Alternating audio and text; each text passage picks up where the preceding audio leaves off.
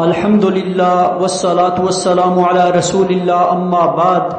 کلمہ شہادت اشہد ان لا الہ الا اللہ و اشہد ان محمدًا عبدہ و رسولہ کی قبولیت کی تیسری شرط اخلاص نیت ہے۔ اخلاص نیت دراصل دین میں ہر عمل ہی کی ایک لازمی شرط ہے۔ ازرائے اختصار کسی وقت اس کو محض نیت کے لفظ سے بھی ذکر کر دیا جاتا ہے۔ دین کا کوئی عمل بھی اس شرط کے بغیر معتبر نہیں۔ لا الہ الا اللہ کا اقرار چونکہ اسلام کا سب سے پہلا عمل ہے، لہذا اخلاص نیت لا الہ الا اللہ کے اقرار کے لیے بھی ایک بنیادی شرط ہوگی۔ ویسے یہ شرط نماز، روزہ، زکوٰۃ، حج، قربانی، ہر چیز کے لیے فقہائے اسلام کے نزدیک ایک باقاعدہ شرط ہے۔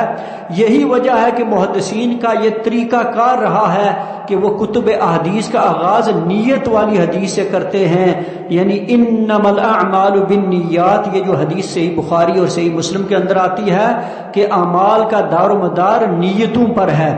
چنانچہ نیت کا حضور اور دل کا اخلاص ویسے تو ہر عمل میں مطلوب ہے، مگر جس عمل میں سب سے بڑھ کر مطلوب ہے وہ شہادت کی ادائیگی ہے، کیونکہ شہادت ادا کرنا دراصل اپنی پوری زندگی کو ایک رخ دینا ہے۔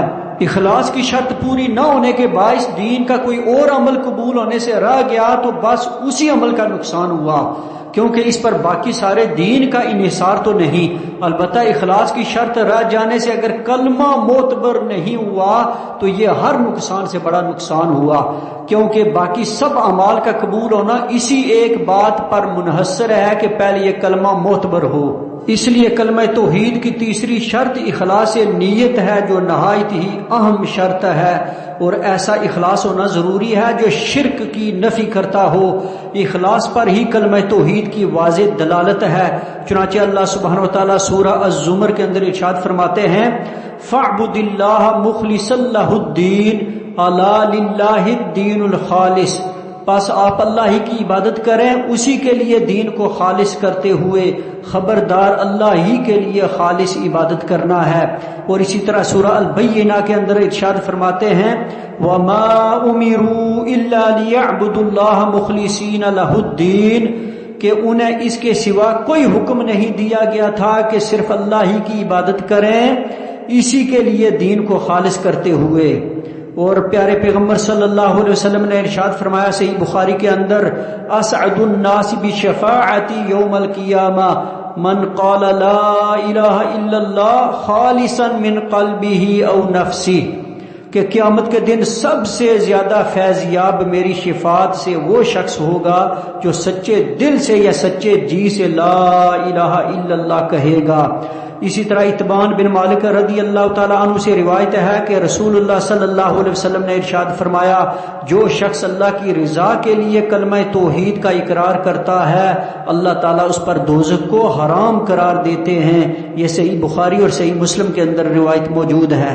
اسی طرح امام نسائی رحمہ اللہ نے اپنی کتاب الیوم واللیلہ میں دو صحابیوں سے مروی حدیث روایت کرتے ہیں کہ نبی کریم صلی اللہ علیہ وسلم نے فرمایا جو آدمی دل کے پورے خلوص اور زبان کی سچائی کے ساتھ یہ کہتا ہے لا الہ الا اللہ وحدہ لا شریک لہ لہ الملک ولہ الحمد وہو علی کل شیء قدیر، یعنی اللہ کے سوا کوئی الہ نہیں، وہ تنہا اور لا شریک ہے، بادشاہی اسی کی ہے، حمد و ثنا صرف اسی کا حق ہے، اور وہ ہر چیز پر قدرت رکھنے والا ہے۔ تو ان کلمات کے لیے اللہ تعالیٰ آسمان کے دروازے کھول دیتا ہے، یہاں تک کہ زمین میں ان کلمات کے کہنے والے پر نگاہ فرماتا ہے، اور بس جس بندے پر اللہ تعالیٰ نگاہ فرما لے اس کا حق ہو جاتا ہے کہ وہ جو مانگے سو دیا جائے۔